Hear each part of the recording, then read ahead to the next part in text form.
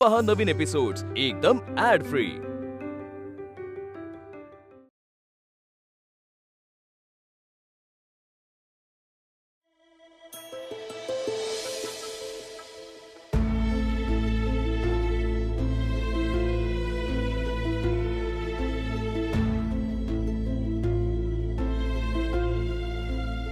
I am sorry आत्या, खरंच sorry. Shailaja madam,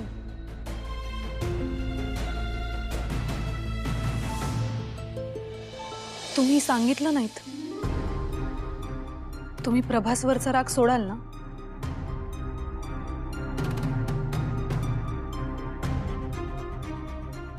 हे बघा, ते खूप खचत चाललेत। पाहुणी म्हणून आलीस, पाहुणी म्हणूनच राहा।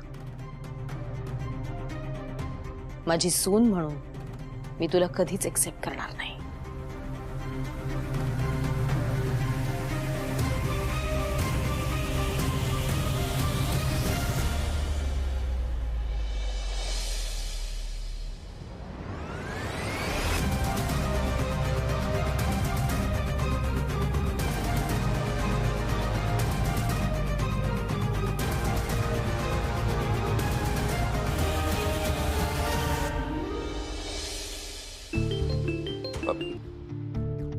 अगं वीणा, कुठे आहेस तू?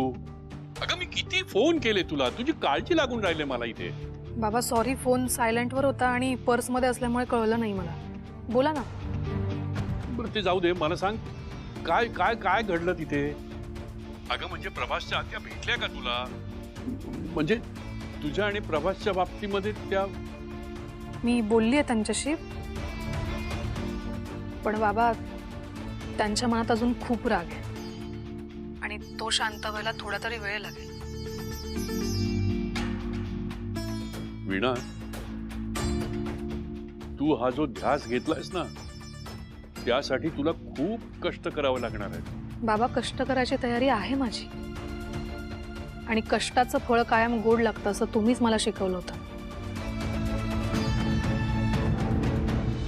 तू जो निर्णय घेतलायस ना वीणा, त्यात तुला यश मिळो एवढीच माझी इच्छा आहे। स्वतःला जप बाळा। हो बाबा। बरं तू घरी येतेस ना? नाही, आता रिहर्सलला जाते, ती आटपून घरी आहे। बरं बरं ठीक आहे, सावकाशी आहे। हो।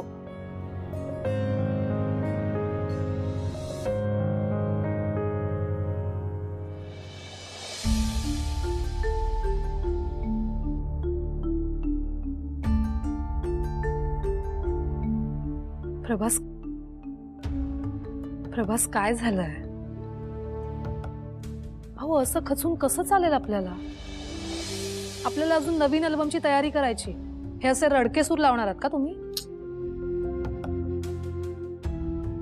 वीणा यार, तू एवढी कूल कशी काय राहू शकतेस? तू काय काय बोलली तुला, आणि तू सगळं पचवलंस? प्रभास, आता तू कितीही बोलल्या तरी त्यांचं तुमच्यावर प्रेम आहे की नाही, आणि प्रेमाचे 2 शब्द पचवायला कधीच जड जात नाही।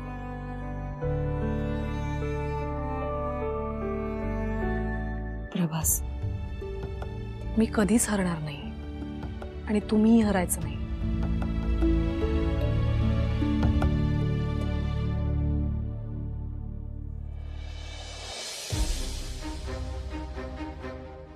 त्यामुळे शिक्षा सुद्धा मलाच झाली पाहिजे। आत्ता तुझ्या कानाखाली मारावीशी वाटते मला। मारू? त्याने जर का तुमचा राग शांत होणार असेल तर मला तेही चालणार आहे। त्या वीणाच्या प्रयत्नांचा आत्यावर काही परिणाम व्हायला नको। काहीही झालं तरी आत्या आणि प्रभासला मला एकत्र येऊ द्यायचं नाहीये। आत्याने प्रभासचा त्याच्या प्रिय लोकांसमोर अपमान केलाच पाहिजे।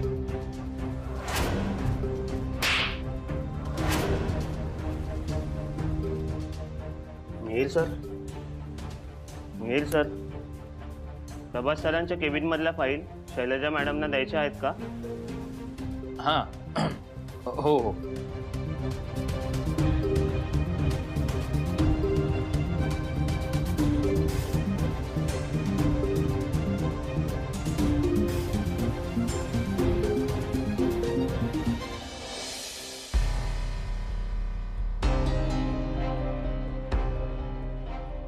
मॅडम ते पिऊनने मला विचारलं होतं की फाईल्स तुम्हाला आणून द्यायच्यात का. मी त्याला हो म्हटलंय. चालेल ना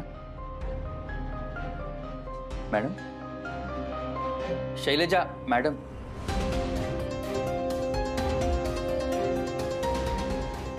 काय झालं? नाही तुम्हाला काय झालंय?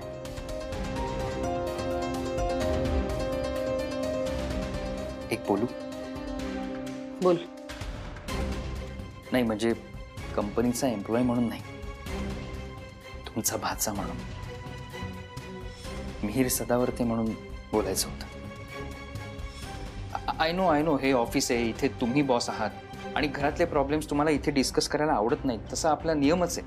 नाही ठीक आहे, नियमांना कधी कधी अपवाद असू शकतात. बोल. आत्या, आज घरी जे काय घडलं त्याने तू अपसेट आहेस ना? नाही म्हणजे वीणाचं असं सरळ घरी येणं आणि प्रभासने सुद्धा तिला असं येऊ देणं, नाही आपल्या घरी असं घडत नाही ना. आणि प्रभासकडून तर हे अजिबातच अपेक्षित नाहीये ग. त्याने स्वतःहून केलं असेल का वीणाने त्याला भरीस पाडलं असेल हे करायला? एक सुचवू का? नाही म्हणजे लहान तोंडी मोठा घास घेतोय मी, पण मला असं वाटतं की तू प्रभासला कामावर परत बोलवावंस. माझं ऐकून घे प्लीज. काय होतंय आता, प्रभासकडे काम नाहीये, तो घरी असतो, त्यामुळे त्याच्या रिकाम्या डोक्यात सतत वीणाचे विचार चालू असतात. मग तिला फोन करणं, तिला भेटणं, ह्या सगळ्यामुळे प्रभास दुरावतोय आपल्यापासून, तुझ्यापासून. तुझा त्याच्यावरचा राग मान्य आहे मला. हवं तर त्याची केबिन नको देऊस तू त्याला. हा म्हणजे खरंच, पण त्याला आपल्या तुझ्या नजरेसमोर ठेव इथे. त्याने काय होईल, तो त्या वीणामध्ये वाहवत जाणार नाही.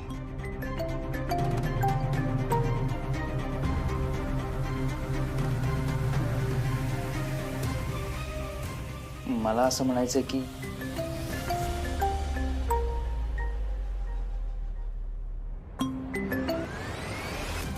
काय आहे, मला तुमच्या दोघांच्या नात्याची खूप काळजी आहे.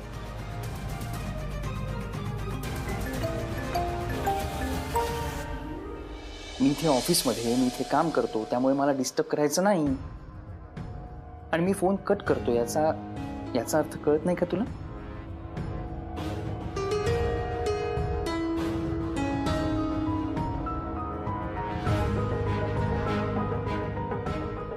काय बोलला ग मिहीर? एवढा लगेच फोन ठेवला? बोलला नाही, सुनावलं. एवढा राग, आणि तेही माझ्यावर.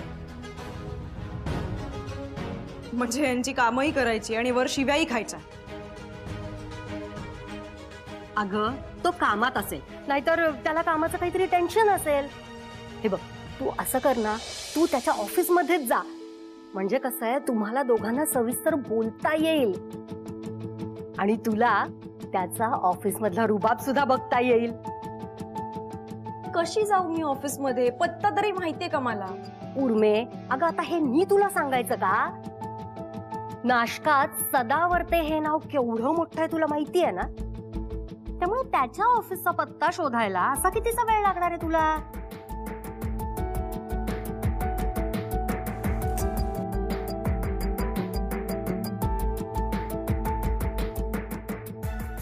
मी फक्त सुचवलं. मला माहिती आहे तुला हे मान्य नसेल, पण माझ्या मनात जे आलं ते मी तुझ्याबरोबर शेअर केलं. जो काही डिसिजन घ्यायचा आहे तो तुम्ही घ्यायचा आहे, सो तुम्ही ठरवा. त्या जाधवांच्या प्रोजेक्टचं काय झालं? त्याचे डिटेल्स देणार होतास मला? पाठवतो लगेच. पाठव.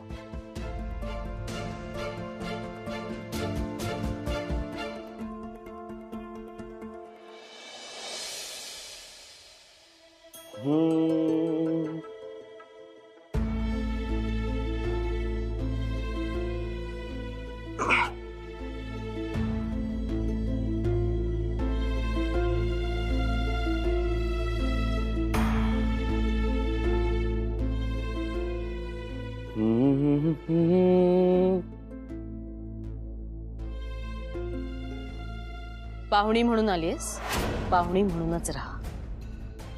माझी सून म्हणून मी तुला कधीच एक्सेप्ट करणार नाही.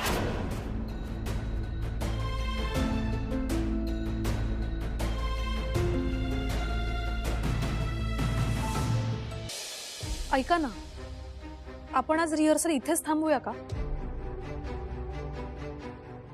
नाही म्हणजे आपण खूप वेळ झालं प्रॅक्टिस करतो ना, सगळी रिहर्सल अशी एकदम नको करायला, म्हणून म्हटलं.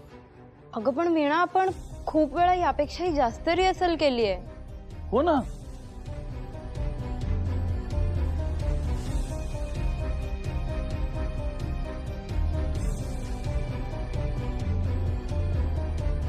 वीणा, हा,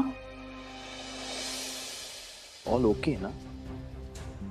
नाही म्हणजे रिहर्सल लवकर संपवण्यामागचं काही वेगळं कारण आहे का?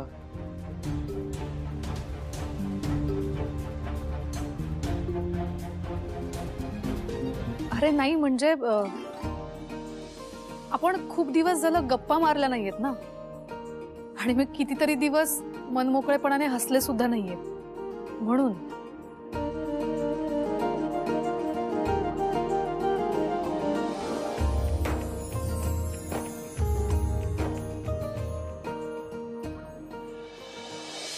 ऐका ना, मी ना आज तुम्हाला एका चिडक्या मांजरीची गोष्ट सांगणार आहे.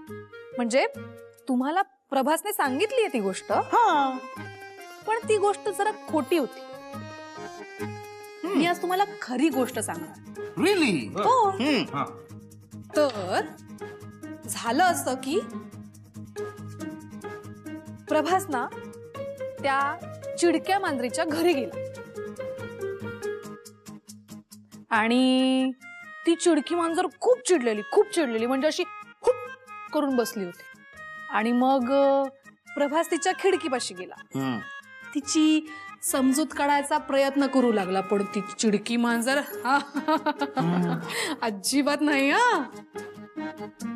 त्याने ना खूप प्रयत्न केला, पण तिने काही ऐकलंच नाही. बाप रे. शेवटी तिने अशी धाडकन खिडकी बंद केली, धडम, आणि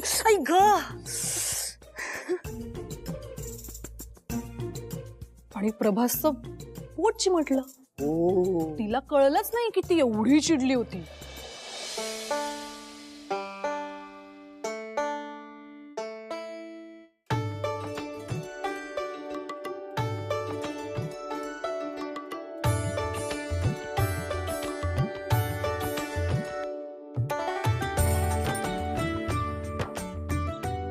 आणि मग प्रभास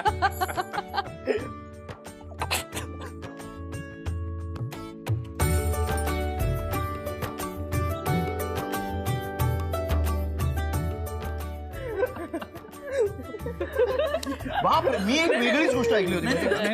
मला मला मला एक सांगायचं, ती चिडकी मांजर कुठे आहे ते मला एकदा बघायचंच आहे. अरे म्हणाला होता ना तो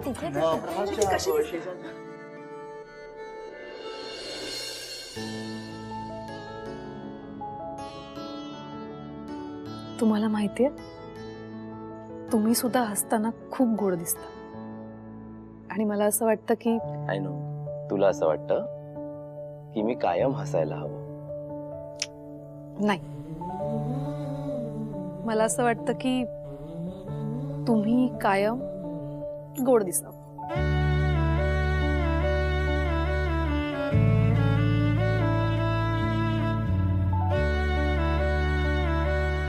उर्मी, लहान मुलांसारखी लपाछुपी खेळून जर येशील तर माझ्या समोर येशील. सगळीकडे शोधलं मी, कुठेच नाहीयेस तू. अगं मला ऑफिसमध्ये काम आहेत, कुठेस तू? इथे आहे मी.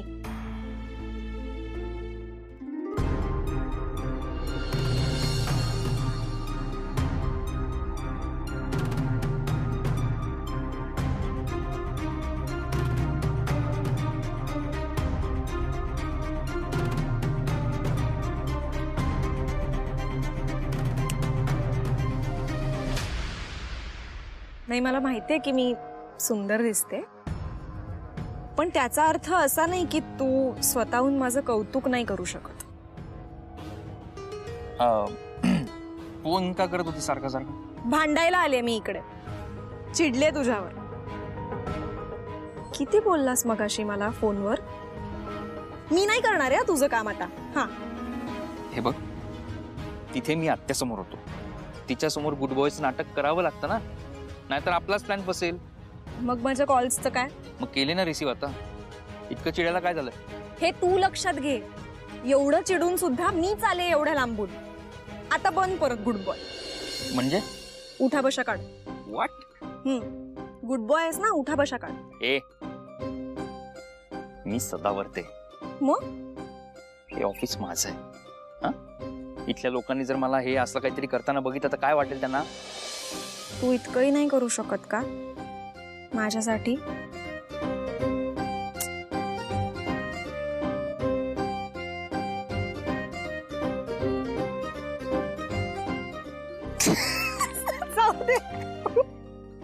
सॉरी सॉरी, गंमत करत होते. सॉरी. कळलं, करू शकतोस तू. कळलं कळलं. सॉरी. ए, पण मी चिडलेच आहे हा अजूनही. आता काय झालं? तुझं लक्ष नाहीये का माझ्याकडे? मगाशी म्हंटल ना मी की माहितीये मला मी सुंदर दिसते, पण तू काहीच बोलला नाही स्वतःहून की मी कशी दिसतेय, कसं वाटतंय. तुला कौतुक नसेल ना या सगळ्या गोष्टींचं तर मी नाही तयार होऊन येणार. तुला माहिती नाही केवढे कष्ट घ्यावे लागले मला हे असे कपडे घालून एवढ्या लांब यायचे. जाऊ दे, तुला तुला ना कदरच नाहीये. जाऊ. मी आवडायला लागलो की काय? इम्प्रेशन मारते माझ्यावर, आणि जर हिला हवा नाही दिली तर ही माझं काम करणार नाही.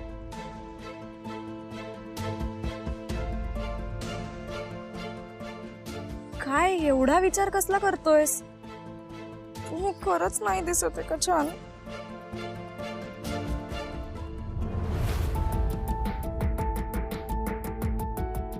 तू इतकी छान दिसतेस ना की मी काय बोलू काय नको काहीच कळत नाही मला. मला आता काय वाटतं सांगू?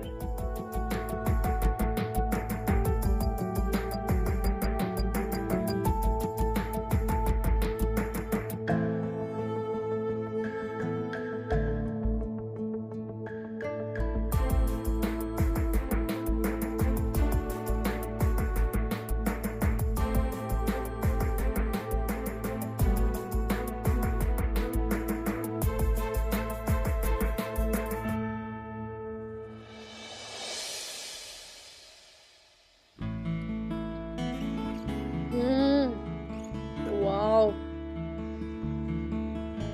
दादू, तुला शुगर फ्री ब्लॅक कॉफी लागते ना रे? लग्नानंतर कठीण आहे तुझं. गोड कॉफी प्यायची सवय नाही, कसं होणार? काय कसं होणार? मी वीणाला सांगेन ना की विदाऊट शुगर ब्लॅक कॉफीच कर म्हणून. अरे पण तिच्या जो हातात गोडवा आहे ना तो एवढा आहे की साखर टाकायची गरजच लागत नाही. कॉफी अशीच गोड होते. दादू यार, काय हलवा केलाय तिने, कमाल. म्हणजे तुझ्या हातातला गोडवा असा ओतलाय तिने या हलव्यामध्ये. अल्टिमेट लागतोय यार. वहिनी मान लिया तुझे, कमाल. लग्नानंतर वहिनी जेव्हा घरी येईल ना तेव्हा मी तिला रोज असे मस्त मस्त पदार्थ करायला सांगणार आहे माझ्यासाठी, आणि मस्त बसून मी खाणार. इतना तो बनता यार मेरा. मिकी ऐक ना, आत्तूची परमिशन मिळाली नाही ना तर काहीच होणार नाहीये. मुळात ना आत्तूची मान्यता मिळायला हवी आमच्या लग्नासाठी. मान्यता मिळवण्यासाठी तुम्ही मनवताय का तिला? येतंय का तुम्हाला मनवता? अरे गाजर हलवा केला होता यार तिने एवढा मस्त, ती संधी पण गमावलीत तुम्ही. मी गॅरंटीने सांगते, एक घास जरी आतून या हलव्याचा खाल्ला असता ना, जे मागाल ते दिलं असतं तिने. काय यार तुम्ही पण, मी होतं ना तर झालंच नसतं असं.